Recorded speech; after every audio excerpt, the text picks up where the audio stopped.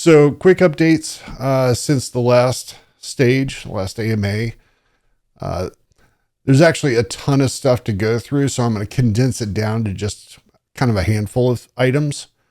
And if you have a desire to get more details, you can click on the changelog button in the bottom right of the site, and you'll be taken to a changelog. You can scroll through all the history of it since the last one if you're curious, or you can look in Discord and look at both the announcements and the changelog channel. I am just going to cover some changelog stuff because I'm sure we're going to cover some of the announcements stuff as we continue. So real quick touch point, NFTs kind of blurred the line, sorry, but NFTs I did want to call out. There's been some confusion and admittedly caused by us a little bit.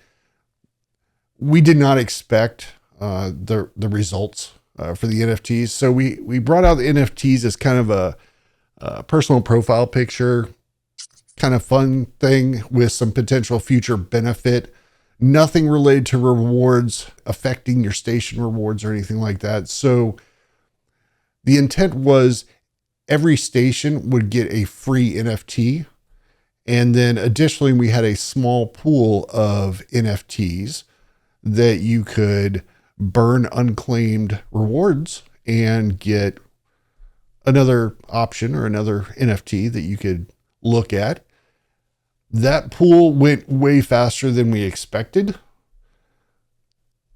So because of that, anybody trying to mint one right now, obviously you can't. It'll tell you you're unable to.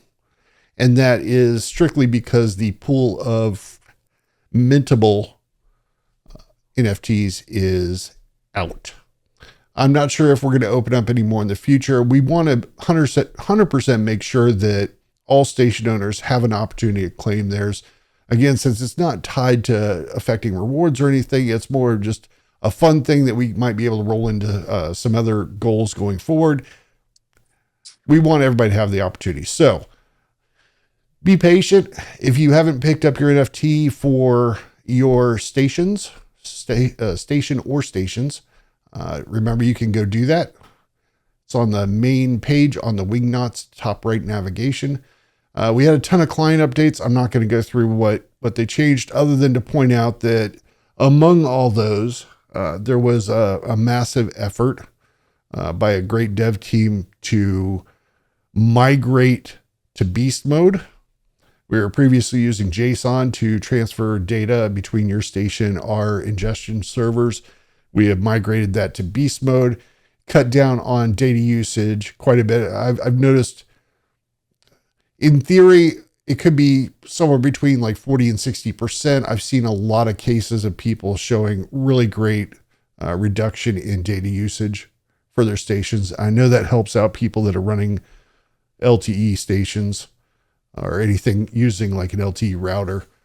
So we're glad we got that out. It also opens up some opportunities for us to use the data a little bit more efficiently on our side and streamline some processes and costs. A calculator was released to assist station owners, where those station owners have to deal with splits with hosts for the beta rewards. That was more recent. I'm losing track of time. I think that could have been last week. So that calculator, if you are a station owner that needs to calculate host splits and you had many agreements or contracts over time, it's not very straightforward. It wasn't like a one-to-one, one host the entire beta period, maybe multiple hosts or just multiple start-stop dates or something like that. You change the percentage during the beta phase. They negotiate a little bit better on you and got more percentage out of you. That calculator should be able to help. If you have any issues with this or anything else I mentioned, please create a support ticket using the support chat on the site, bottom right icon, little chat icon, and let us know. We'll be happy to fix it, figure it out. Two more things real quick. So translations on the site. Most recently, some people noticed almost immediately. Previously, we did have translations done for some of the stuff, for a good chunk of the stuff, but only in 2 languages. And we now have, I think it's 5 languages that we have translated to. And I think we've gone through most of the pages and made sure that the translations are applying. So if you have any translation callouts or concerns or issues, please, again, open a support chat. Let us know. We'll be happy to look into it and see if we can resolve it. Finally, I think we're in the midst of it now. About 3,300 HiFix stations have already been updated to the latest firmware by HiFix. They're doing a rollout this week, as we mentioned last week. We gave about a week's notice, so that way, in case anyone wanted to, pick up a smart plug or something for their device to be able to control the power if it was a remote device, that was the heads up for it. Plus, just so you knew, so if you need to be around or something, or you wanted to be around for it, we expected those to go rather smoothly based on testing. We have noticed, unfortunately, still a few glitches where some stations after the firmware update have not come back up. We are passing that back to HiFix. So if you do have a station that does not behave as expected when it's been applied, and you should be able to see if you log into the local station UI, just like when you set it up originally. At the bottom, it should have a version. You should end up with a version on the statistics page on our site. And you can also try going to the local port 8088 on your HiFix station from another machine in the network and bring up the client statistics or client dashboard, I guess you could call it. And it'll have that information. If you're on 2051, you're experiencing an issue, please reach out to us. Obviously, if you're on another version and experiencing an issue, also reach out to us. But we are paying special attention and passing on information to HiFix for any of these and trying to figure out what the issue is. It's been a very small number so far out of the 3,350 or so stations that have been updated. And obviously, for anybody sitting in Discord, you will see the people that are having issues reporting that and not the people that have had no problems. So it may seem weighted towards more issues than not, when in fact it is a minority, but we're not treating that any differently.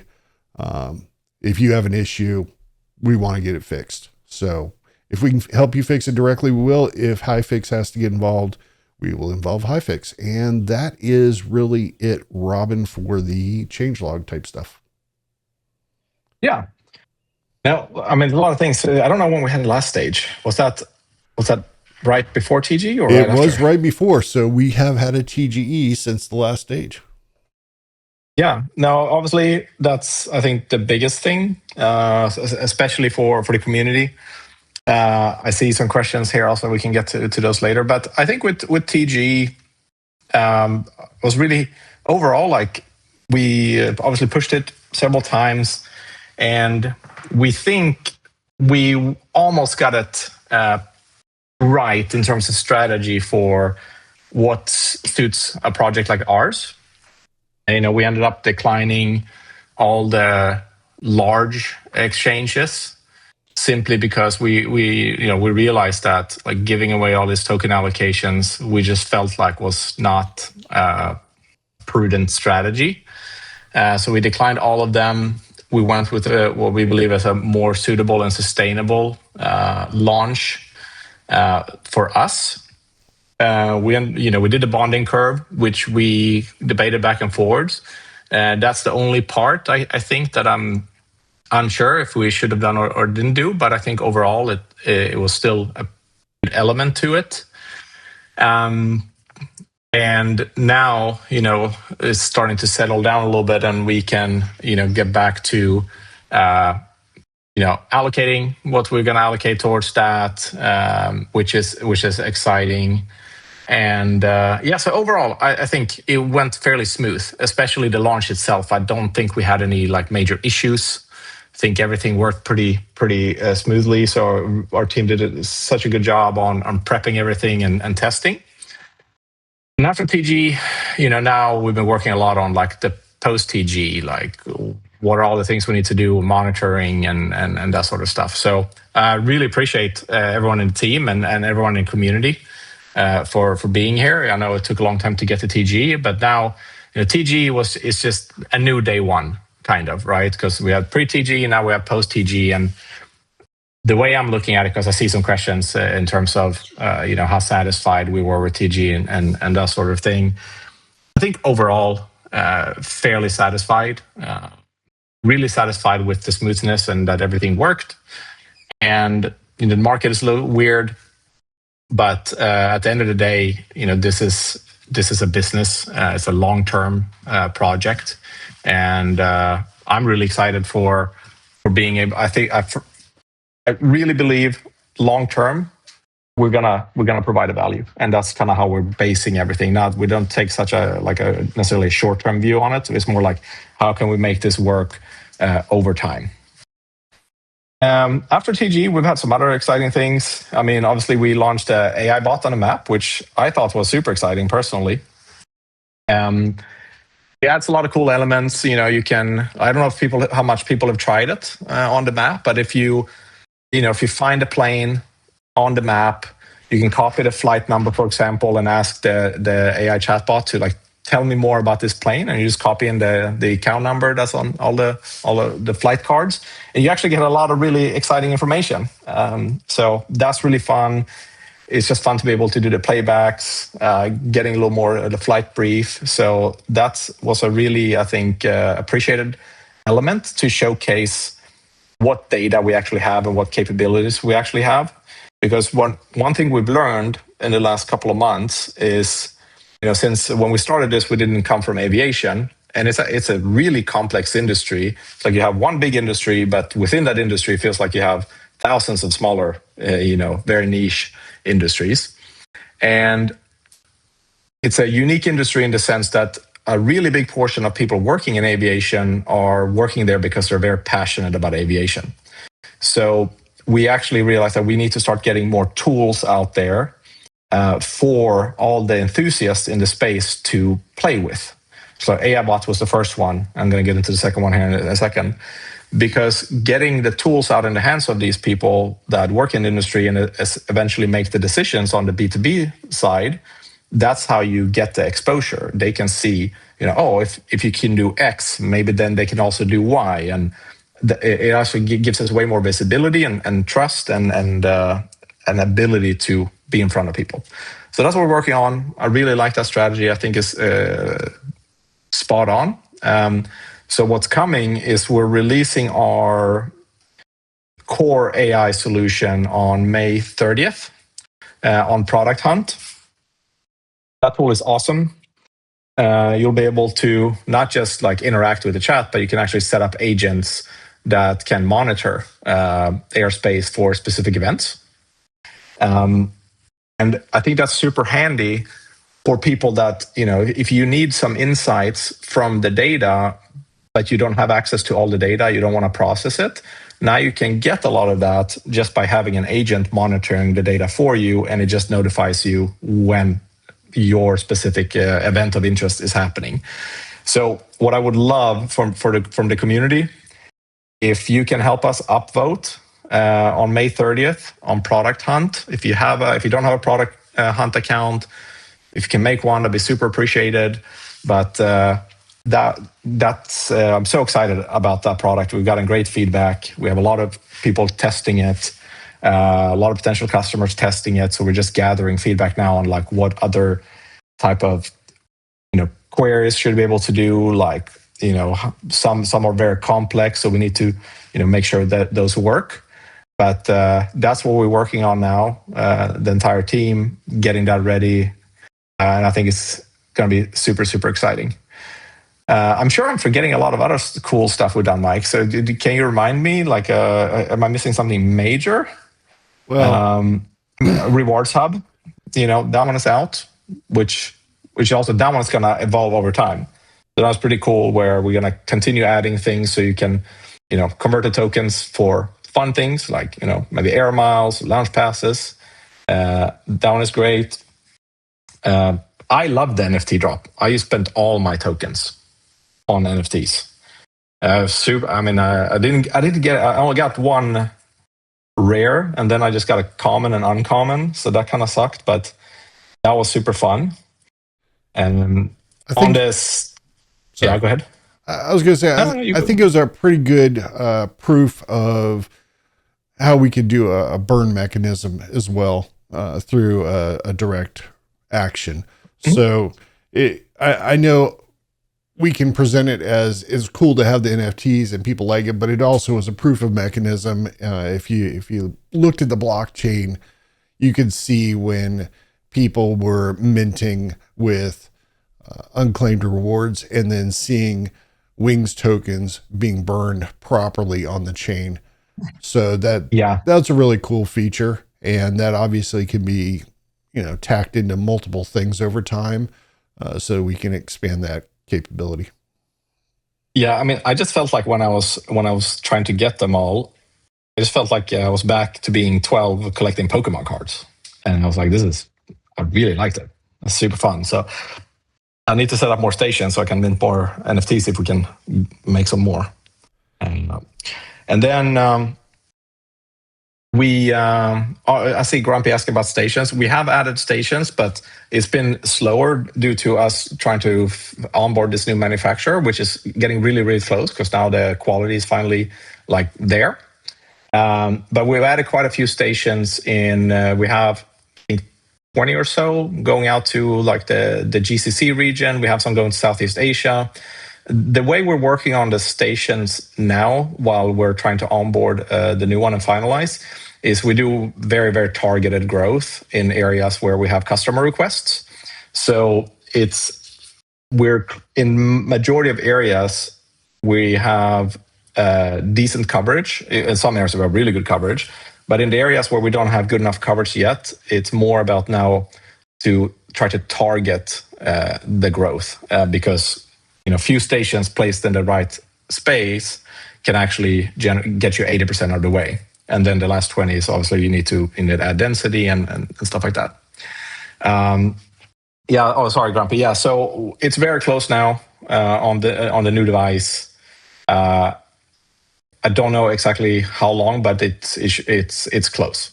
So we've been working really hard on that because that's been stressful. We wanted to make sure it's good. So more updates to come shortly. It's not going to be this week. I mean, it'll be probably a 6 to 8 weeks or something like that. But it's getting there. If I could And I think, go swing ahead. back to what you were talking about earlier, you talked about an AI agent, and I just to give people an idea, like the goal or the not the goal the capabilities of it. Imagine yourself as like a journalist that does stories on a certain area and air traffic in that area, certain airports, and being able to have an agent that sends you updates in a timely fashion. So you're not getting scooped by someone else about something interesting happening. You're not hearing about it by listening to some kind of broadcast and you hear it happened 10 minutes ago. Alternatively, what if you're a analyst checking out kind of business ventures and who's investing in what and being able to watch or kind of track certain aircraft or certain fleets of private planes or whatever to know where they're moving around the country, stuff like that, where you get a timely notification of what's going on and then you can investigate it. These are the things that I think are a game changer, as opposed to you getting an API feed and having to dig through it and find the gems. Kind of the idea here is all the gems can come to the surface based on what kind of gems you're looking for. Not everybody's into rubies. Some people want sapphires. So you get to decide Exactly. what kind of data you want flowing to the top, and then you get that fast, as opposed to having to spend a lot of development effort or time trying to find the tidbits. Yeah, I mean, we had, so far, obviously it's just like in testing, but, people are using it for all kinds of cool stuff. Like people are using it to monitor, like you said, like corporate jets. Well, if a certain company is flying to a certain area a lot, like, well, are they going to, acquire something there? I've even seen people like using it for essentially like prediction markets, which is interesting to like, because obviously air travel is part of that. So it's quite cool. And the great thing now is like, we're getting a lot more feedback much faster on what people are interested in, which is, when you sell only like raw data as a B2B case, the sales cycles are very long. And so you get really good feedback from the clients you do have, but it's not as frequent and it's not as fast getting that feedback. So this is makes it a lot easier to iterate faster and produce stuff that people want. So it's going to be I'm really I love it. I think it's going to be awesome. And for those that want to use check it out, the current product on the map, like what Robin said is a very good example. Go find an aircraft and just, I urge everybody to do it just to open up the thought process of what's possible. Go grab an aircraft maybe near you or whatever above you and ask the AI about that specific flight and ask it to tell you everything it knows. And depending on flight and information available, it can be very robust. It can tell you like, this plane's normally 10 minutes behind on landing, but it's always on time taking off. Like a bunch of different information, who operates it sometimes, and like traditional routes, like, oh, this is in the Southeast United States, runs like 8 routes a day normally. Like that's a lot of cool information just to poke around and find out about. I was.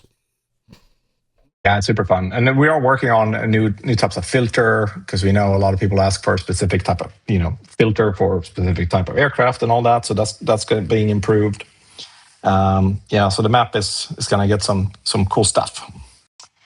Okay, I guess we can go into the questions. I'm going to go back up here. Donna says, sound is horrible. Probably me. But I did like someone mentioned that you all should like contribute to get me a better headset. So I'm all for that. Don't do it. Yeah, I think cello is the first actual question or series of questions actually at 35 after the hour. 35 after the hour. Well, I guess it's a statement. There he is. Okay, here, restart king. Yeah. Oh, perfect. Yep. So I think kind of I answered how satisfied we are. I mean, you always think like you do something, we've never launched a token before. It's a very difficult industry to navigate. In my opinion, the standard playbook that everyone was pitching us when we started is like, oh, you do this and then you get a bunch of influencers and what do you call it? Influencers, you pay for the big exchanges and you try to hype it up. Well, I think that's not a good strategy unless the token is the only thing you have and you don't have a business. And if you just like the token is the only product, because like now when there's more and more actual businesses coming into the space, it's about more stability, and then it's about sustainability in my mind, where you like look like we need to make sure that we can sustain for a long term, and giving away a big portion of your tokens supply to the big sexes that are just going to dump it immediately on day one to make their money back. Like I don't see the point. I think it's just bad for the industry. So I think overall we did a really good job on strategizing. Then, we did everything we could control. I'm pleased with that. Let's see. Number 2, will Wingbits partner with airlines so users can redeem wings for discounted flight tickets? That would be great. We're not there yet, but anything like that would be really fun. I think someone asked a question about other ways of utilizing the token besides that, because like in the future, we're also looking like what products can we offer, and essentially to use the products you use the tokens, and then like if you use the tokens, it burns the tokens as you use the product. Like, so we have a lot of ideas that we're gonna try to figure out, but really all we are focusing on now is the AI product, deploying stations, getting the new manufacturer on board, and revenue generation. Because like we need to get the revenue generation to scale throughout this year, so we can become a sustainable project long term. And then when we kind of reach that scale, then I think we have the bandwidth and time to focus on like things like what else can we add from like the rewards portal. Can we do a DAO or a governance system? Like we don't have a plan to do that in the short term because it's, you know, we don't have the bandwidth or time to actually work on it. But it's not out of the question. But that's where we stand right now. Yeah, I think that was well said. I was just gonna. The only thing I was gonna add, I think you pretty much covered, was again from what we could control for the TG. I think it was done really well. I've witnessed a lot. I've been involved in a few, and I would say that ours was smoother than most. And I kept my fingers crossed during some of that because you never know. You don't know what you don't know. You don't know what could break. I know we did have a few small friction points where we found out some different behavior on Solana mainnet than what we experienced on DevNet cluster. But we ironed that out super fast, and it didn't really impact anybody any long term. And I think we focused on all the right things leading up to it to make sure it'd be as smooth as possible, and just hope that there weren't too many things that we didn't know about that could happen, because there's always those technical glitches or something that you're nervous because you've done all the prep you can in the world, and then for all you know something else doesn't work that you never even saw fail before. And I was very excited moving into the TG, and then a little bit nervous. It's that getting up on stage, public speaking kind of thing, where you're nervous and excited. And I was super happy with the results. Yeah, I mean it's tricky, and it's not like the overall market sentiment at that time wasn't maybe the best of all times. So, but I think that's also good because like I think we just need to focus on the fundamentals, building a good foundation, and focus on the business. And then if you do that, I believe long term the rest will take care of itself. Let's see. 120 dB. It is intended. I actually don't know much. It is intended. Love it or don't love it. It is a design choice. But yeah, there's underscores. I mean, you can give your feedback. Let us know if you hate it or if you love it. If you wanted more underscores in your life, and we are the ones to bring them to you. Exactly.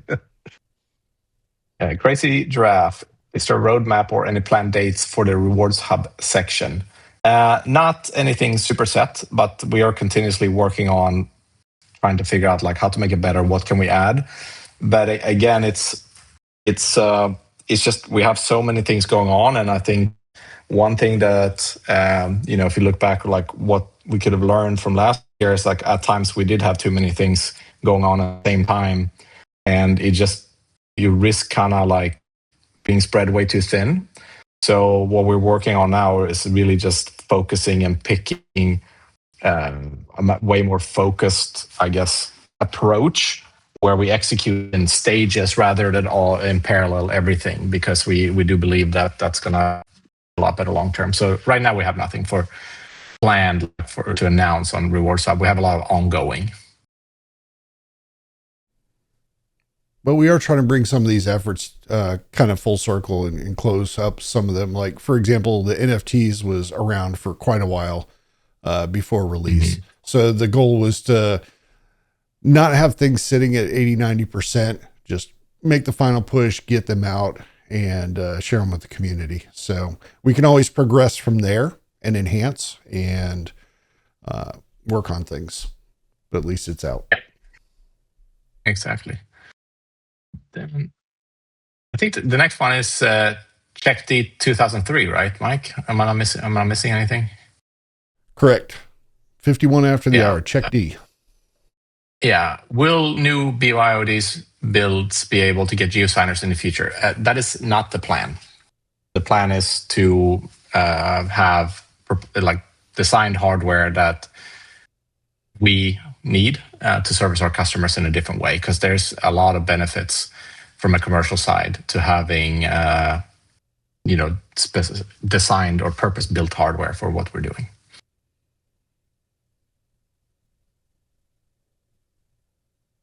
Dorian said, wait, Rewards Hub is live. Yeah, I don't know which date exactly it went live, but it's live. Or is it live the claims, Mike? Actually, now I'm second guessing myself on this. Well, I'm not here to second guess you, but Yeah.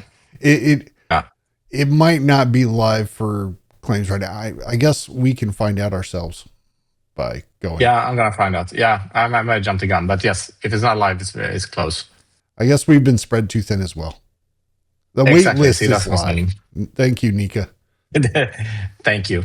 Yes, waitlist live. Yeah. See, that's exactly. Well, at least we learn. Yeah.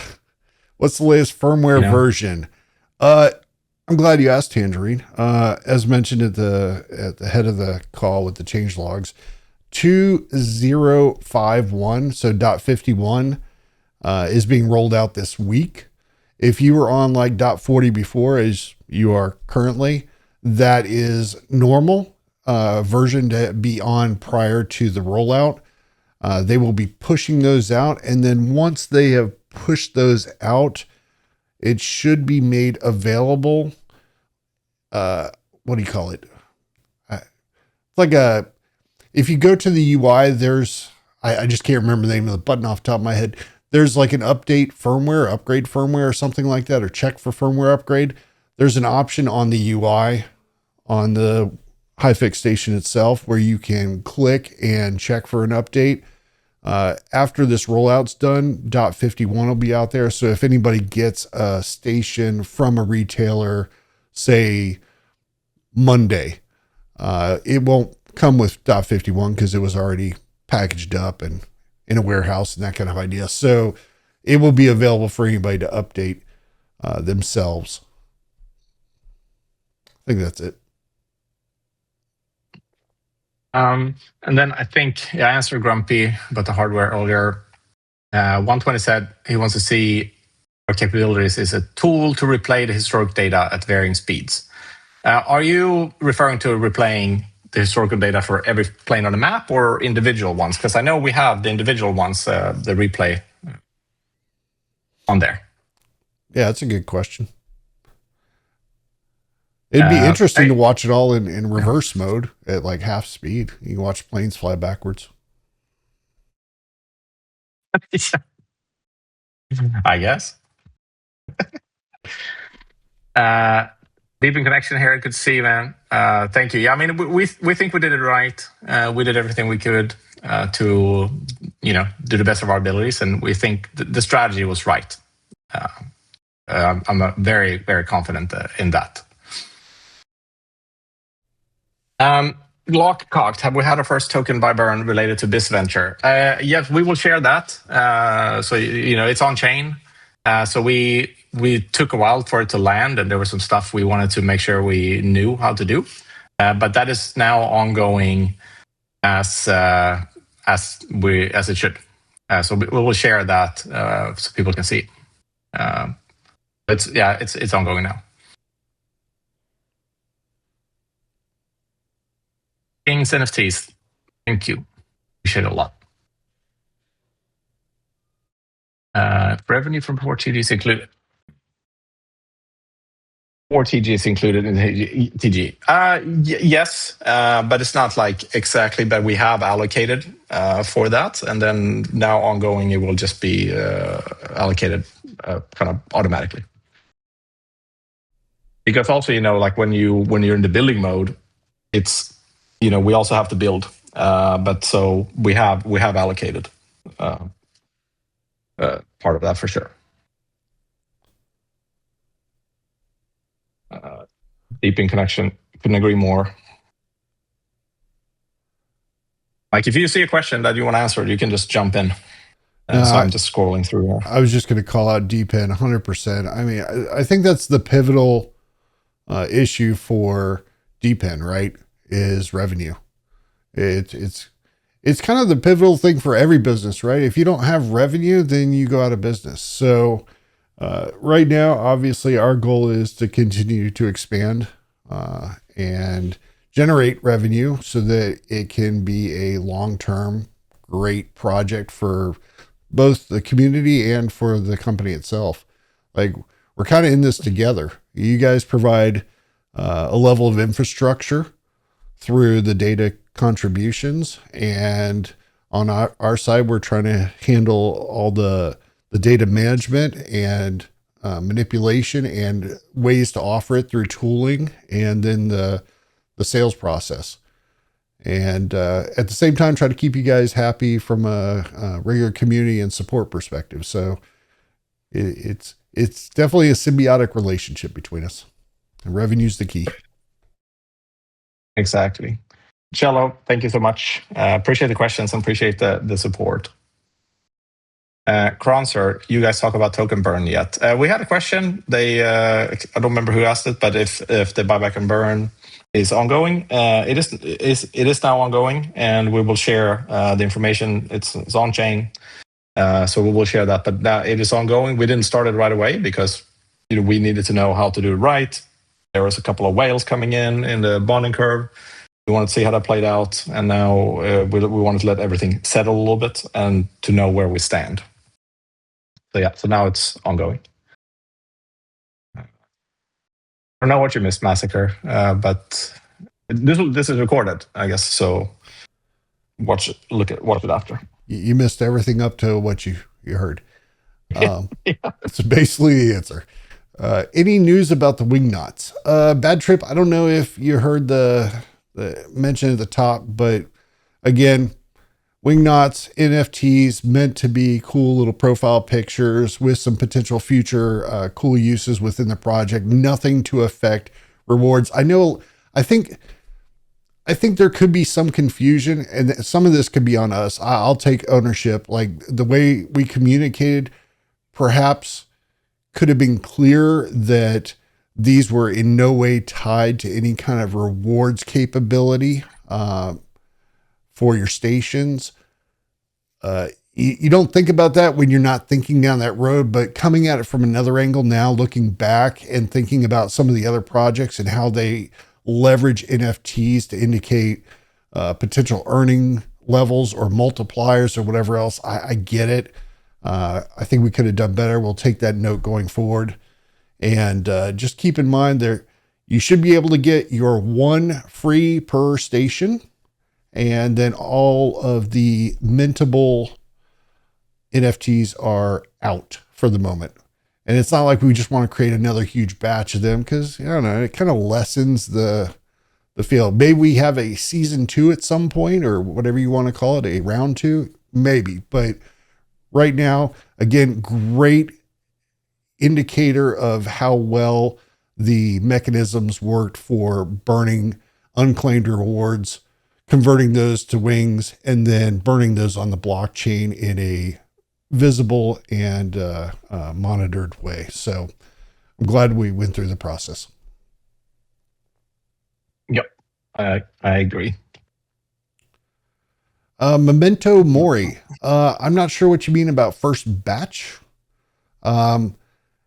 I can't speak to it 100% right now. The issue has always been that there's just been a very small number, a very small percentage of station. I can't even give you a percent right now, but single digit percent that, like, for some reason, after a firmware push is done by HiFix, it doesn't come back up on the Wingbits side, or we've actually seen HiFix side as well. But I don't know if this is a race condition between two processes, a startup issue.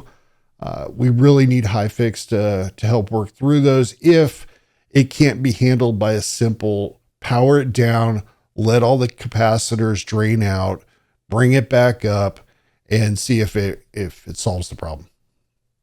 That's always going to be our first suggestion. whether it's in Discord or through support, is to try to give it a restart. Sometimes that just clears whatever weird update or upgrade setup is going on. But Hifix is continuing to roll those out, and if we experience any other issues, we'll inform the community. But right now, it's been limited to just that weird not coming up properly after reboot for a small percentage. Thanks, Mike. Jaja, yeah, thank you. Thank you for the support. We definitely think it was the right strategy as well. So appreciate it. Kwai Kwaga, do you see BYD stations still being around long term? So, I mean, we do have the spare ones because we do want to replace them if they fail. Really hard to say in 5 or 10 years' time.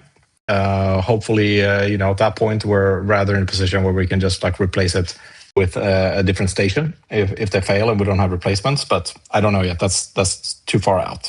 So it would be hard to give a promise.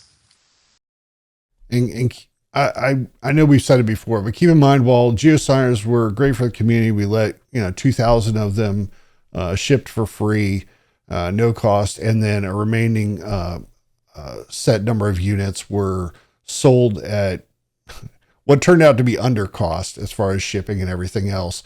It is not a great long-term strategy for the geosigners to be a product going forward. Robin mentioned it before. Having official hardware, I think a lot of people that are do-it-yourself get really happy with the fact that it's easy to do-it-yourself stuff, but people that are not Pi users, that are not Linux users, it can be a challenge. They end up resorting to third-party systems to run our software and then can't figure it out when there's an issue there.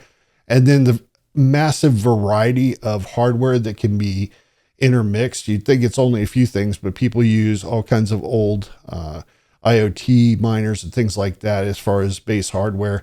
It adds on a huge level of complexity from support as well. It ties up a lot of time. Luckily, most of the geosigner people we have now are able to pretty much manage their own systems, so I hope that continues.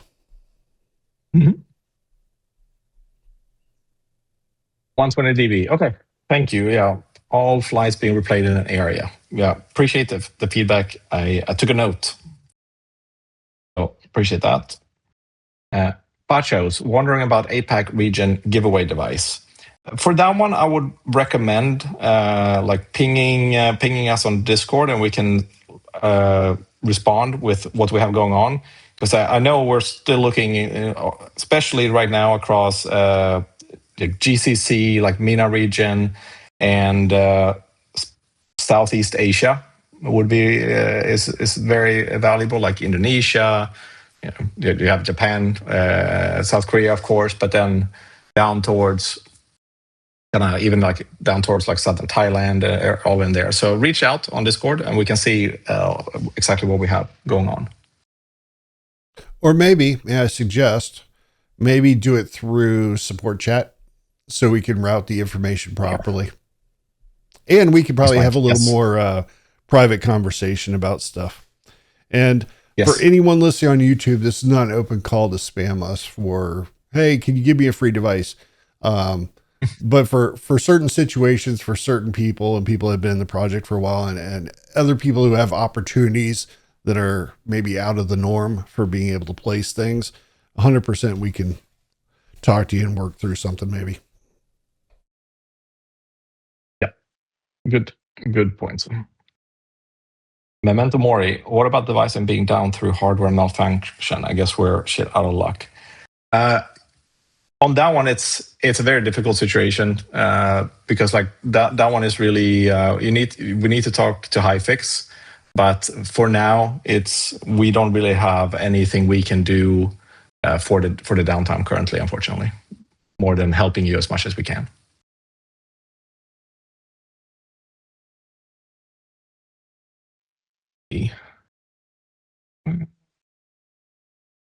So 120 dB, we can probably post that this week. We'll post the information about that, then you'll be able to see. We'll see that.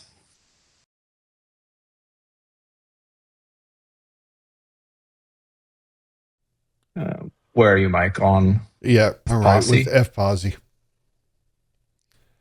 Wing 100. See, be the only station for sale.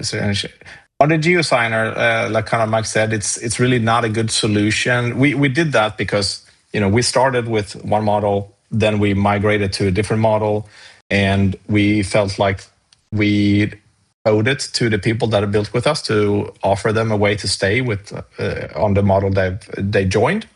But moving forward, the plan is to not have geosigners. If Wing 100 will be the only one, I mean, that would not be the goal long term, but it will be the next one coming. Yeah, and just to be clear, I know there's a site out there that has information about that and whether that should be out or not right now, or whether all the information that's on that page is correct. I'll leave to the future to decide, but I don't know. Yeah. Odd. Going to get listed on Coin Market Cap. We had that question in Discord the other day too, Grumpy. Yeah, we actually submitted the application before TG, and I think it's under review, but they wanted us to pay like thousands of dollars to get listed. And we're like, well, what would, I understand it's probably important. We have submitted, so we're waiting. So if all you guys can email them a really angry email and say, hey, you better list Wingbits, maybe they do it. Or very polite without email. Paying, Passively aggressive. If you don't list it, I guess I'm just gonna spend all my time on CoinGecko. Yeah. That's what I would do. Yeah. So for anybody not familiar, there's always like the get listed and then they get listed quickly route, and you can either pay money or you can just let nature take its course. So exactly. So it's a little bit frustrating. Let's see, Dorian, I don't understand your question. The rewards does not have an expiration. Yeah, when I said unclaimed, it's because when you have rewards on the site, they are not tokens. They're just unclaimed rewards. You decide when you want to claim them based on your goals as far as holding on to them or tax implications and how often you want to deal with them. So they're unclaimed until you choose to claim them. But at this moment, the benefit we had during that testing of the NFT stuff is we're not trying to take tokens on the chain and just simply burn them. We're actually routing unclaimed tokens that are still within our system that haven't been claimed by the user into tokens and then to burn them. So it's just a slightly different mechanism. I think a lot of people have I take it, I burn it. It's you send it from your wallet, I get it, I burn it. This was more of we have to, create the token as part of the process for you and then like burn them off. It's just cool. I don't know. Maybe it's just me, but some of the blockchain stuff I really enjoy. Nice. Memento Mori, maybe? Is that the next one? Yes, it is. I think so. Yeah. For this guy, are they basically competitor, or are they trying to do the same thing? They do a similar thing. I mean, they do track ADSB as one part of what they do, but they also have a lot of frequencies. I'm not sure exactly what their vision is. I think they're trying to essentially add some type of layer on top of the data where they build different applications. So I think we're just, doing in the similar space. We're approaching it very differently, in terms of like we didn't pre-outfit all the devices with all the frequencies because at the end of the day, how do you know what frequencies will be used 2 years from now? There's new regulation coming in. Who knows what country will need what frequency for what type of aircraft? If it's electric, advanced air mobility, low flying aircraft, maybe they're going to be on a different frequency. And if you already have a device that track a set number of frequencies and you don't have flexibility to adjust or upgrade, it didn't seem like, to me at least, maybe the right way. But I don't know a whole lot more about them than that. that they're in the same space. Gareth. Let's see. Gareth is asking, is there a mobile app release in the pipeline or a focus on the website? So I would turn the question back on you. What can we provide you in a mobile app interface that would benefit you as a participant or as maybe just a user of our stuff? Because there's multiple focuses you can have for mobile apps. You could have basically, it's a Wingbits type app with flight tracking and stuff. It could be a Wingbits participant focused app where you see kind of the same stuff you see on your dashboard right now, but in perhaps a different way. Even then, it probably wouldn't be a full-fledged mobile app. It'd just be a whatchamacallit, is basically a web app that you could bookmark. But I push the question back on you, and maybe this is something we should open up for discussion in a thread or something, is some feedback of what would you guys want to see in an app? Like, what benefit could we provide beyond what exists there now? I will say our current website still has some mobility issues in some interface areas. We're continuing to enhance that.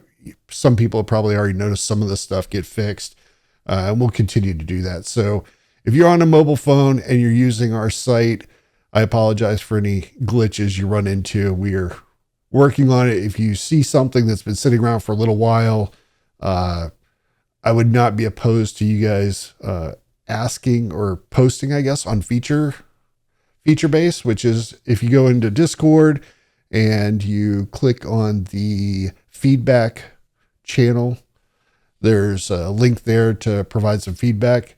100%, if you have some glitch or something that's been annoying you, let us know. We'll get it to the top and address it if it's not already on the list. Right. That was it. King's NFTs. Will there be a D app on Solana D app store soon? I do not foresee that. Not soon. Maybe in the future. Grumpy, who updates the total current supply after burning on CoinGecko and eventually CoinMarketCap? So when we went through that process, we provide them with all the vaults. So that is automatic from their end. They have visibility to all the vaults, what's locked, what's circulating, and what's moving. So they do that automatically.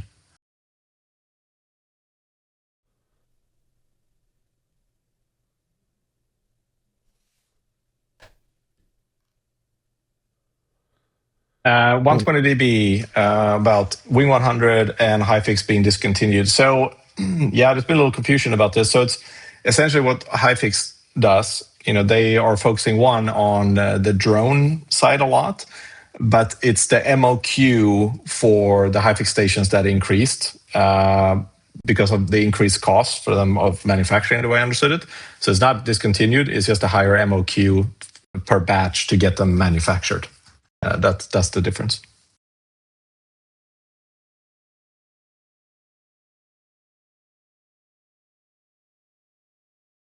The token price. I'm not fully understand where you're referring to, Green Llama, but let's be careful about talking about price outside of this. But I don't know where. Under the dashboard, probably not. I know it's probably handy, but we really have to be. We cannot be talking about that, unfortunately. Let's see. So MB616W, how has the current world turmoil and gas prices affected the rewards? So the rewards should not really be affected by the number of flights, because it's not how many flights, it's how many flights your station gets versus other stations in the surrounding area. So if there's just less flights overall, it's more of a percentage versus the other people. So that should not have affected it. Well, you could make the argument. So your portion of the daily rewards pool ignoring EPR, which is your rewards for just coverage hexes, but like the base rewards is affected by overall flights, in that since you're sharing part of the pool, if your area potentially has less traffic than it used to, I don't know, maybe if they cut down on, I don't know, flights by 50% in your area for some other reason. I'm not saying because of fuel or conflicts or whatever, maybe conflicts. Like, it can definitely impact your base rewards, just because the flight profile, the amount of traffic in your area has changed. The good news right now is that EPR is offsetting a good chunk of that, as 120 will point out in multiple times. But it's offsetting a good chunk of that, so it feels like less of an impact at the moment. But I could see, 5 years down the road where, yeah, if there's a conflict or there's some turbulence, or so to speak, in an area, that it may impact some of the stations in those areas for whatever period of time that happens, because you are kind of reflecting your contribution not only to your specific area but to the overall network. So I don't know. Six of one, and half does of the other. Maybe 5 years from now, we'll have modified the calculation somewhat anyway. So maybe it's a moot point. And then Dirk answered your comment, but the answer is no, they have not. And then 120 asked, has reduced air traffic resulted in reduced customer demand for data products? So I'd say in some areas where we had ongoing, it's slowed down because the focus obviously changed for many airlines with the fuel prices going up a ton, so that slowed down. But in other areas, it's increased because the value of insights for certain customers has gone up due to what's been going on. So it's kind of yes and no in a sense. But I think the main thing that it affects the entire world is resource allocation is done more carefully, simply because there's a lot of uncertainty. So things does go overall, I'd say it's slightly slower. And it's just slower to get through the processes and stuff. I mean, it's pretty common in business across all different industries. Like, when uncertainty happens, people tend to, tighten up for a bit and like, what's going on? What do we need to hold off on? What's emergency that we need to spend and allocate? But as you mentioned, it also opens up new doors, new possibilities. As new events happen, people are looking for new information that they weren't, 6 months ago. Cool stuff. Yeah. Let's see, I'm reading Garrett. Basic system side for station. Okay, so Gareth, what you're saying is more for easier visibility into kind of the dashboard side of things, not so much the map itself to play with, but more like a visibility into station health and rewards and performance. Yeah, but then he says an easy map viewing at the end, so for flight tracking. So a bit of both. But yeah, 100%. I'll figure out a plan. We'll start getting some input from people as far as what they'd want. And I'm not trying to say let's immediately start creating an app or something, but let's at least identify what is of value to the community and figure out how we can make something happen. Mm-hmm. Exactly. I have 5 more minutes. So I see there's a few more questions. Glockcocked, we saw interest in flight data as it relates to GPS spoofing. Yeah, I mean, the GPS jamming side is definitely something that's increased, like the interest in it. So like we have, I don't know if I can say the names, but we have, I know 2 of our customers, they want essentially the lower quality frames to be left in the data, like the GPS jamming, simply because that's valuable to them. But I'm a little scared saying, because I'm not sure always who I can allow to say based on the NDAs. But yeah, it's definitely an increase. And then from like the OSINT point of view, obviously a lot of platforms started popping up when this started popping up. So now you provide data to a few of them, and through them, that has led to actually a little bit of inbound specifically for that. So it's it's definitely an uptick in the GPS jamming side. Jaja, which pool are the burned tokens pulled from? So from the essentially recycle pool where unclaimed tokens go to, but also when we buy back, that's where we're going to pull them from. But that will also, we'll share that as well. So they're not really pulled right from the pool.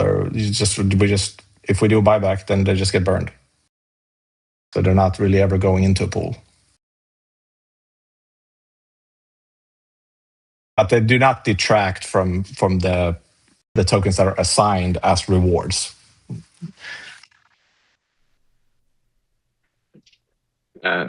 Simon the source here. Are current customers already buying data by burning tokens from exchanges? No, that's not how they do it.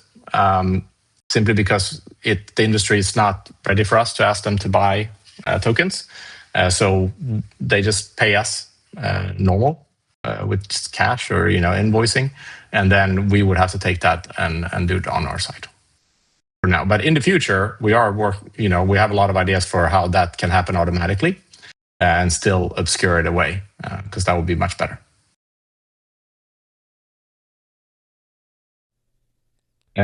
Jay Styles, currently between math consultants, let's see, 11, something like that.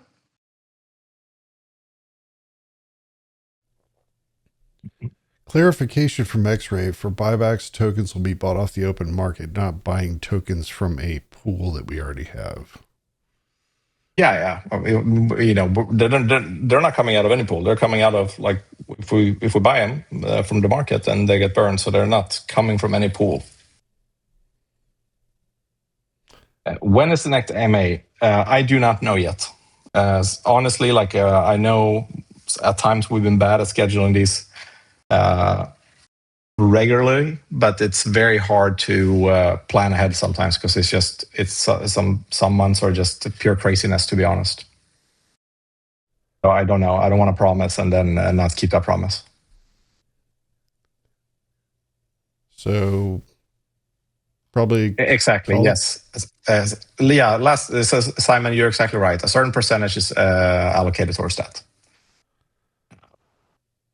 But yeah, Mike, I have to go. Yep. But any other questions, post them in Discord.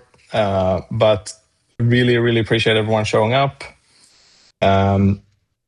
Always fun this community is just the best. So it's always really fun to do these great questions.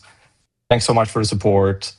Let's make something good. And please help us with the product hunt, May 30th. That would mean a lot if everyone can help and upvote us for the launch. Okay. Thanks, everyone. Thanks, guys. Thank you so much.